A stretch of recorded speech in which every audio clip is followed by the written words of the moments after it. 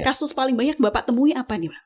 Kalau di wilayah saya itu kasus yang paling banyak itu perceraian gaib namanya itu, Mbak. Cerai gaib. Iya. Kok serem ini, Mbak? Ini mengandung unsur-unsur gaib. Bisa dijelaskan itu seperti apa ya, Pak ya? Mungkin yang dinamakan gaib itu karena dari pihak yang laki-laki atau suami tidak diketahui keberadaannya. Nah, sudah besoknya pagi-pagi ibu itu saya cek ke rumahnya, motor sudah ada di depan rumah nih.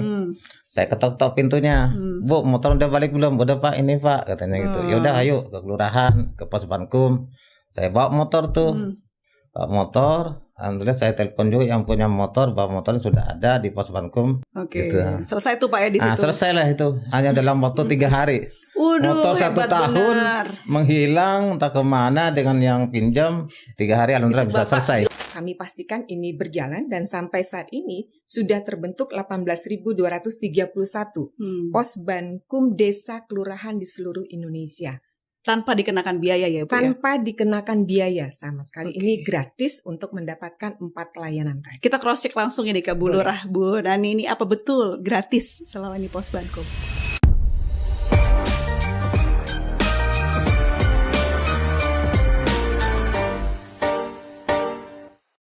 Halo, berjumpa lagi di podcast WhatsApp Waktunya Hukum Menyapa.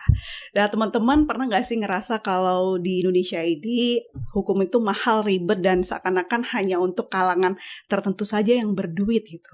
Padahal negara kita sudah menyediakan layanan hukum lewat pos Bankum. Nah, kira-kira pos Bankum ini sudah berjalan sesuai bagaimana mestinya tidak? Atau hanya formalitas saja? Nah, kita akan bahas hal ini dengan narasumber yang sudah hadir di studio. Ada yang pertama yaitu Kepala Badan Pembinaan Hukum Nasional Ibu Minusihen SMH. Yang kedua ada Lurah Rawabadak Utara Ibu Nani SKMMA. Dan juga ada Bapak Romli, paralegal di Rawabadak Utara. Saya mau ke Bu Min terlebih dahulu. Bu, ini tuh seberapa efektif sih pos Bankum ini dan apa sebenarnya? Boleh dijelaskan tidak kepada yang menonton? Terima kasih Mbak Apri. Pos Bankum ini kan lahir dari adanya kebutuhan masyarakat akan akses keadilan yang lebih mudah, lebih dekat dengan masyarakat. Jadi sebenarnya pemerintah dalam hal ini negara sudah menyediakan ruang untuk pemberian bantuan hukum kepada orang miskin. Nah, di luar dari itu bagaimana? Seperti itu. Makanya hadir layanan pos bantuan hukum desa dan kelurahan yang ini akan menjangkau seluruh lapisan masyarakat.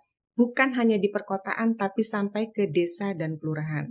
Dan pos Bankum ini hadir dengan 4 layanan, layanan informasi dan bantuan hukum, kemudian layanan advokasi, layanan mediasi, dan layanan rujukan advokat jika memang dibutuhkan.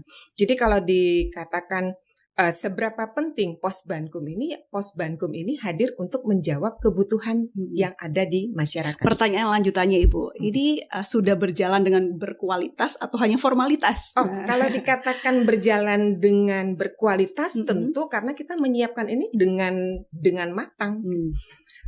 Dalam pelaksanaan pos Bankum ini ada paralegal di dalamnya. Paralegal ini disupervisi oleh organisasi pemberi bantuan hukum yang terakreditasi. Kemudian paralegal ini sudah melaksanakan pelatihan terlebih dahulu.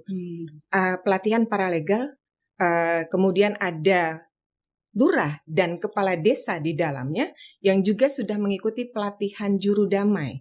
Dan di dalam pelaksanaan pos Bankum itu ada tokoh agama, tokoh masyarakat, kemudian ada Babinsa, Babin Kamtipmas. Nah, kemudian ada mahasiswa magang juga di situ. Ini semua pendukung dari pelaksanaan pos Bankum.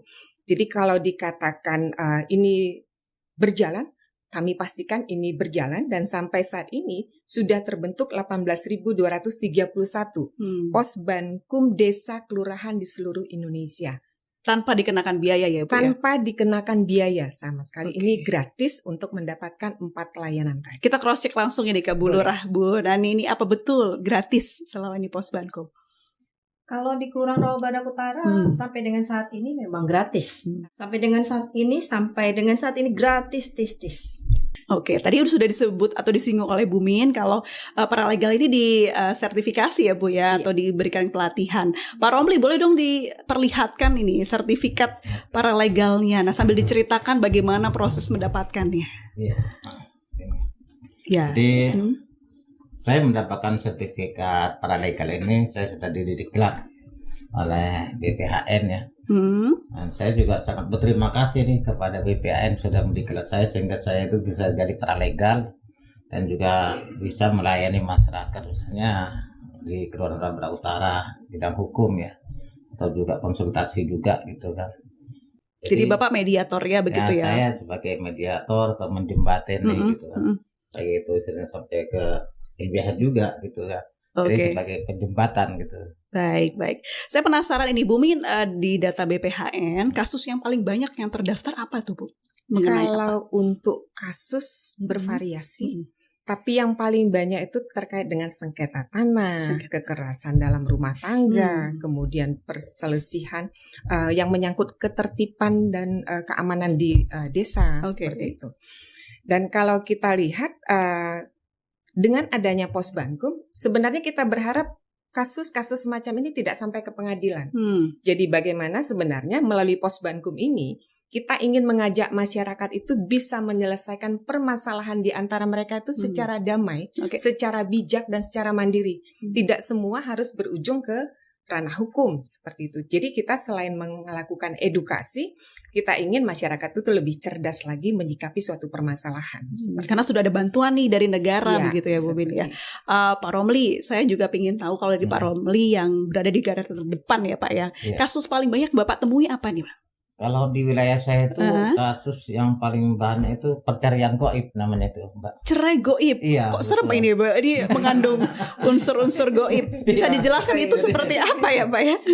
Mungkin yang dinamakan goib itu karena dari pihak yang laki-laki atau suami tidak diketahui keberadaannya gitu. Jadi karena tidak diketahui keberadaan sekian tahun sampai ada juga 8 tahun. Suaminya entah kemana, jadi si perempuan ini, si istri ini ya mengajukan cerai goib gitu. Oh, baik. Gitu. Bu Lurah ya, karena betul tahu ya? Keberadaannya itu kan. Ada nih kasus cerai goib ini memang ada.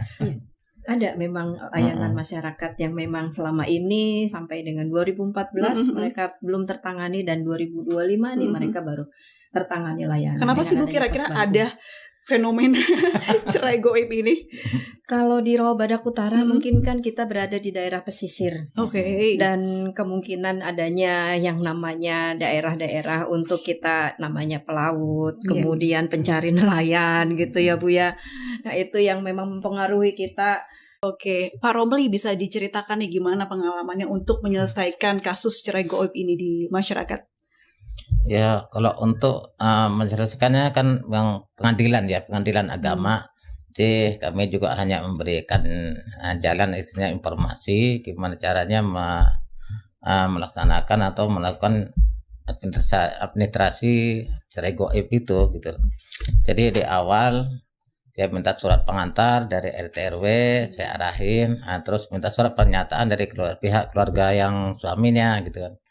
Supaya suatu saat nanti udah bertahun-tahun tidak pulang, setelah mengurus surat perceraian dari pengadilan sudah keluar, tiba-tiba suaminya datang muncul nih, dia menuntut gitu kan. Akhirnya dengan ada surat pernyataan dari pihak keluarga, itu kan nanti akan berpikir untuk menuntut kan gitu.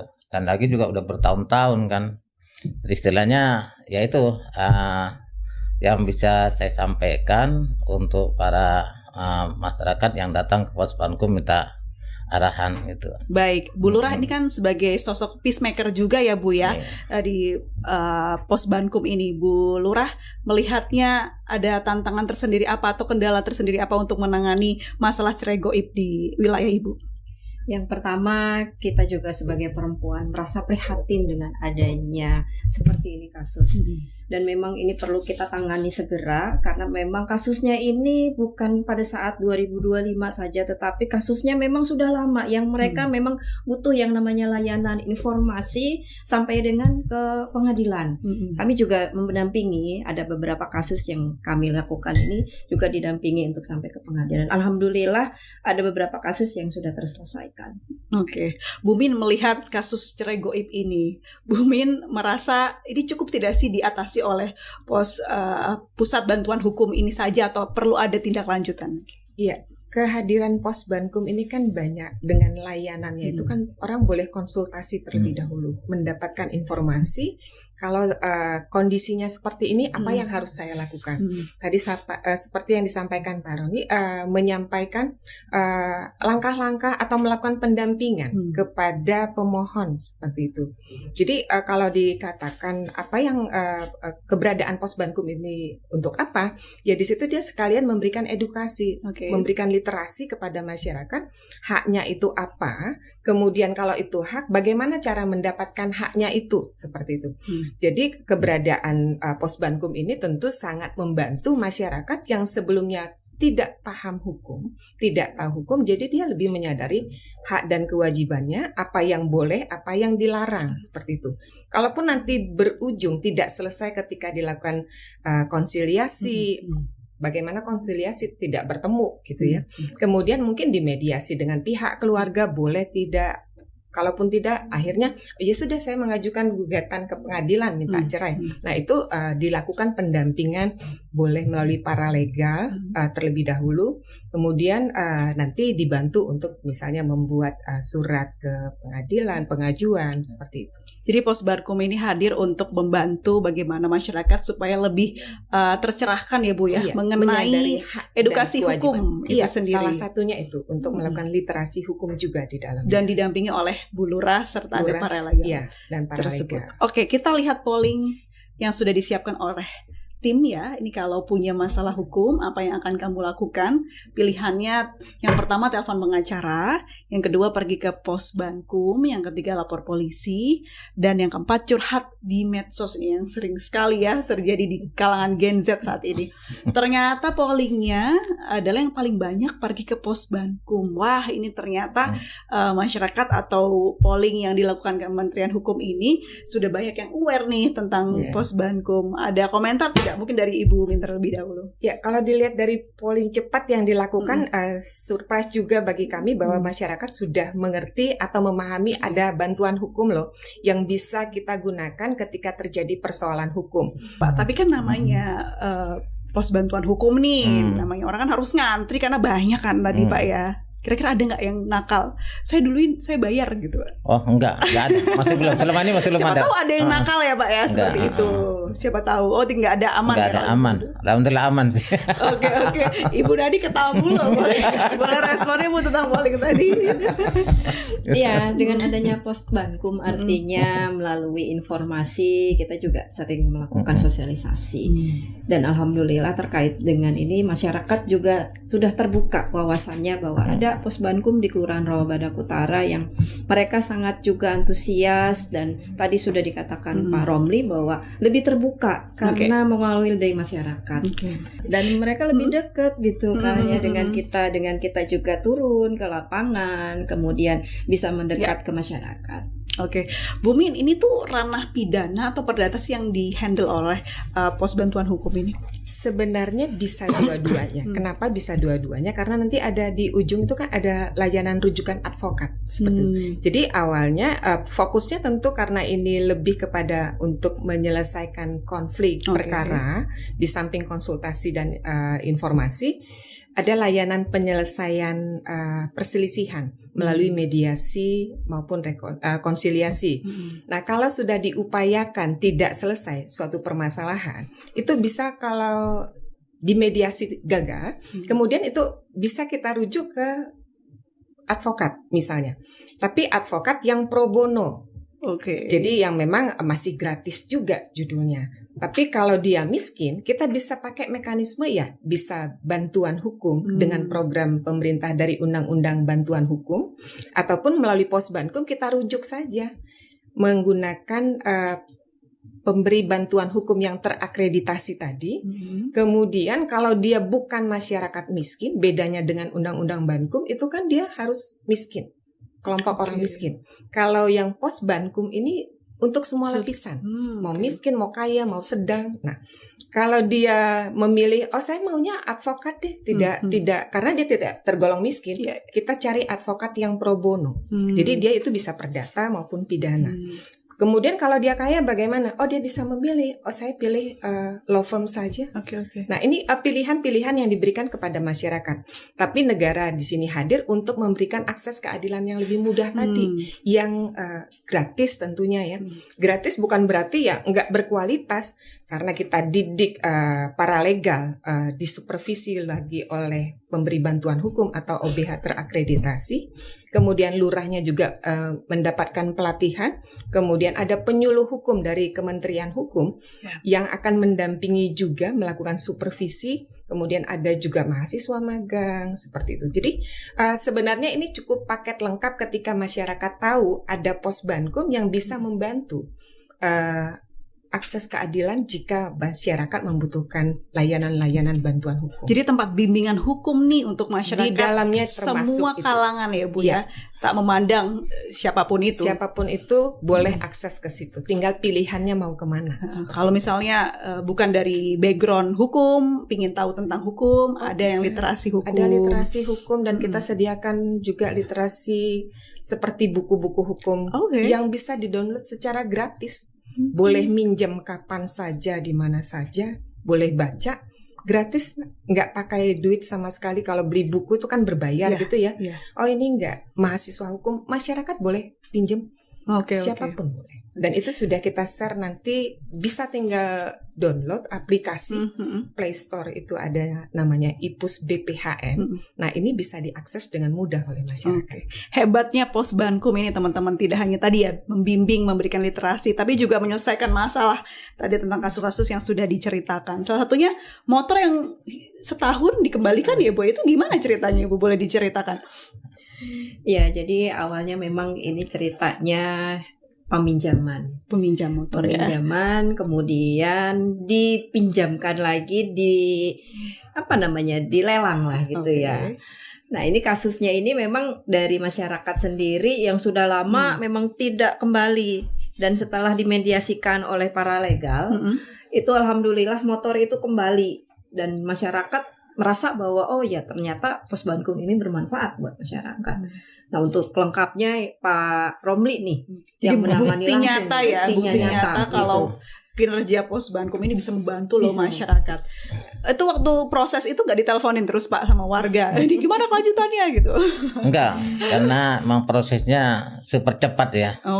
Kami berapa dari lama tuh Pak? Paralegal itu gercep lah. Itu 3 hari. 3 hari. Iya. Bisa diceritakan gimana tuh? Kok bisa secepat itu? Jadi ada ibu-ibu tuh ya kenal saya juga. Dia tuh lapor ke saya, Pak minta tolong Pak, katanya. Kenapa Bu? Itu motor saya dipinjam orang temannya juga, tapi udah 1 tahun ini tidak dibalikin. Semenjak dia pinjam motor itu, dia itu terus menghilang, nggak ada jejak kemana. Saya cek ke rumahnya, motor sudah ada di depan rumah nih. Saya ketok-ketok pintunya. Bu, motor udah balik belum? Udah Pak, ini Pak, katanya gitu. Yaudah ayo ke kelurahan, ke Posbankum. Saya bawa motor tuh. Bawa motor, alhamdulillah saya telepon juga yang punya motor, bahwa motornya sudah ada di Posbankum. Itu dari kelurahan lain itu yang punya motor. Datang, solusinya seperti apa? Karena yang punya motor juga mau istilahnya damai lah, istilahnya secara kekeluargaan. Ya udah, bikin surat pernyataan. Gitu. Selesai tuh Pak ya di situ. Selesai lah itu, hanya dalam waktu 3 hari. Motor 1 tahun menghilang entah kemana, dengan yang pinjam 3 hari alhamdulillah bisa selesai. Dilawan sama orang yang nagih-nagih aja kayaknya lebih jago Bapak gitu kayaknya. Dapat apa tuh Bapak? Terima kasih ya. Ya, alhamdulillah sih Bu, saya dapat rezeki dikasih 100.000 buat beli kopi ya. Tapi sebenarnya bukan untuk berbayar atau imbal jasa. Itu, jadi istilahnya ya ngopi bareng lah gitu. Dapat pahala juga. Itu juga nggak minta loh Bu, ya, cuman dikasih diamplokin, saya buka 100.000. Bilangnya terima kasih gitu. Oke. Baik, kalau misalnya tadi yang disebutkan itu kayaknya complicated banget ya Bu ya, kasus kriminal. Kenapa sih nggak langsung aja lapor polisi aja? Kan bisa ya segampang itu. Kenapa harus Bapak mau menjelajahi, apalagi itu udah dilelang dan juga digadein berkali-kali gitu, kan ribet ya Pak? Sampai ke. Kenapa nggak langsung bilang polisi aja gitu? Ya karena mungkin mereka lebih percaya kali ya Bu ya. Karena mereka lebih percaya orang yang dikenal. Jadi ada perasaan seperti itu. Oh iya, gitu. Oke. Menarik sekali pengalamannya. Kita masuk ke Q&A ya Bapak dan Ibu ya. Kita bacakan ini pertanyaan dari netizen. Ada dari Nadia Arista. Kalau saya dikerjain pinjol ilegal, bisa nggak nih ke pos Bankum? Nah, kira-kira bisa nggak? Boleh Bapak, boleh Ibu. Di wilayah kami tidak banyak juga sih yang melapor yang untuk sementara ini ya, udah minta bantuan ke pos Bankum itu. Tapi ada. Bahkan pernah juga sampai itu terjadi adu fisik itu. Iya. Sehingga bisa kami amankan. Antara siapa tuh Pak yang nagih? Antara yang nagih dengan yang. Nah, kalau kayak gitu penyelesaian gimana? Ya tetap kami itu amplokin, duduk bareng, bikin kesepakatan cara berbayarnya seperti apa gitu kan. Oke, ya, jadi karena masalah utang ya tetap harus bayar kan gitu ya. Kita ke pertanyaan kedua, untuk kasus KDRT, Pos Bankum ini bantu lapor polisi atau cuman bikin surat aja? Gimana tuh Pak Romli? Bu Lurah? Untuk KDRT mungkin kan kalau kita juga penanganannya juga ada ya Bu ya. Artinya di sini kita juga melakukan, salah satunya ada kasus Bu, dan ini memang terjadi di Rawabadak Utara yang memang sudah lama dan memang belum terlaporkan. Tapi dengan adanya Pos Bankum mereka melaporkan. Jadi sudah ada kurang lebih 4 tahun KDRT dan suaminya kawin lagi Bu, suami kawin lagi dan dia ditinggalkan sendiri dalam keadaan betul-betul tidak berdaya. Artinya KDRT ini memang sudah terlalu parah sampai kaki dan tangannya itu patah. Dan kita ambil kasusnya ini bawa ke rumah sakit dan kita rawat ke rumah sakit. Boleh tanggapannya silakan Ibu. Sebelumnya kami berterima kasih kepada Bu Nani dan seluruh kepala desa lurah se-Indonesia yang sudah membentuk pos bantuan hukum desa kelurahan. Dan ini program unggulan di tahun 2025. Dan untuk mendorong cita Presiden juga, Pak Menteri sangat concern soal ini. Seluruh desa kelurahan harus membentuk pos bantuan hukum. Dan ini diinstruksikan melalui Kepala Kantor Wilayah seluruh Indonesia, Kantor Wilayah Kementerian Hukum. Tugas kami adalah melakukan pembinaan dan terus melakukan pendampingan dan terus meningkatkan kapasitas dari baik aktor-aktor yang ada di dalamnya, baik paralegal maupun lurah. Sesuai yang dikatakan Bu Min juga, Bu Lurah juga punya sertifikat ya, sertifikasi dari Kementerian Hukum. Boleh dijelaskan Ibu? Ya, ini alhamdulillah salah satunya saya sudah mendapatkan sertifikat untuk pacemaker non litigasi di tahun 2025 dan juga kami sudah melakukan layanan-layanan yang ada di Pos Bankum. Oke. Menjadi pacemaker gitu ya, yang di non litigation pacemaker dan mereka dapat identitas non akademik. Jadi boleh disematkan di belakang nama Bu Nani menyusul nih kayaknya. SHNLP non litigation peacemaker. Di lurah juga ada Certified Paralegal of Legal Aid. Jadi ada titelnya ya Bu ya, ada identitas non akademik tapi itu sebagai pertanggungjawaban kepada mereka ketika sudah mengikuti pelatihan sebagai paralegal juru damai, seyogianya ya bisa memberikan kehadiran mereka ya bisa memberikan solusi. Bisa memberikan solusi. Nah, ngomong-ngomong soal solusi nih, kalau misalnya ada keluhan masyarakat misalnya terkait limbah atau tempat pembuangan sampah gitu Bu, ini pos bantuan hukum bisa hadir juga nggak kira-kira? Kebetulan di Rawabadak Utara kami punya yang namanya tempat sampah yang memang sudah banyak sekali keluhan-keluhan dari masyarakat. Dan ini juga sempat juga ada demo Bu, demo masyarakat yang memang dampaknya ini pengaruh terhadap kesehatan lingkungan, kemudian penyakit yang diderita oleh masyarakat. Dan ini juga artinya mereka juga ingin bahwa kehadiran dari kami itu juga sempat kami mediasikan. Dan lintas sektor terkait juga kami juga sudah adakan mediasi. Alhamdulillah diantaranya dari Sudin Kebersihan, kemudian dari tingkat kota juga mengapresiasi. Bahkan kami sudah pernah menjerokan sampah tersebut Dan ini dirasakan oleh masyarakat bahwa aroma dari sampah sendiri ya Bu ya, tahu bahwa bagaimana rasanya ketika kita menghirup, kemudian bau badan kita juga. Sehari saya di situ aja sudah bisa ispa juga kan. Iya betul, sehari aja udah kayaknya udah gimana gitu. Apalagi mereka yang setiap hari gitu, kasihan. Nah, kira-kira sebenarnya apa sih dampak nasional yang terjadi kalau Posbankum ini tidak didirikan atau tidak dibentuk gitu? Kerugiannya apa? Jumlah masyarakat Indonesia 286 juta lebih dengan luas kepulauan, kemudian keberadaan pemberi bantuan hukum yang terakreditasi itu belum ada di seluruh kabupaten kota. Jadi untuk menjembatani kondisi ini ya dibentuk Posbankum. Nah, kalau ini tidak dilakukan, jadi masyarakat desa atau kelurahan yang mengalami permasalahan hukum dia nggak tahu mau mengadu kemana. Dan kita yakin kehadiran Posbankum ini untuk menuju akses keadilan yang lebih merata sebenarnya, yang lebih dekat dengan masyarakat dan bisa menjadi solusi cepat ketika menemukan permasalahan hukum, tidak harus sampai ke ranah hukum seperti itu. Karena hukum ini atau hak pendampingan hukum itu hak setiap warga negara. Setiap warga negara dan dijamin oleh konstitusi. Dan dijamin oleh konstitusi sendiri. Dalam kesempatan ini saya mengajak seluruh masyarakat untuk memanfaatkan layanan pos bantuan hukum bukan hanya ketika mengalami permasalahan hukum, tapi juga untuk mendapatkan informasi maupun konsultasi hukum maupun literasi hukum. Posbankum hadir untuk layanan yang lebih dekat dan lebih mudah bagi seluruh masyarakat. Oke, terima kasih Ibu. Terima kasih. Baik. Kita sudah belajar hari ini teman-teman semua mengenai hukum. Ternyata hukum itu tidak hanya untuk orang yang berduit saja ya. Tetapi di Indonesia ternyata secara aturan adalah hak setiap warga di Indonesia. Jadi bantuan hukum ini hadir untuk kita semua yang ada di Indonesia untuk membantu dari masalah hukum ringan sampai yang bikin bingung nih. Jadi kita akan didampingi langsung begitu. Untuk itu jangan ragu, jangan takut, langsung aja datang karena gratis dan untuk semua, terbuka untuk semua orang. Kalau ada hukum yang benar, ngapain kita nyasar ke yang salah ya? Oke, saya Aprilia Putri pamit, sampai jumpa.